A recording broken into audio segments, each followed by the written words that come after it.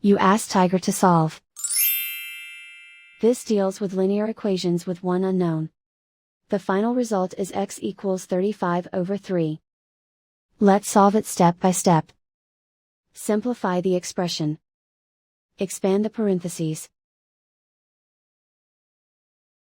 Simplify the arithmetic.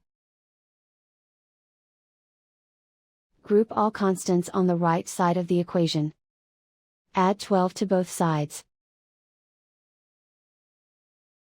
Simplify the arithmetic.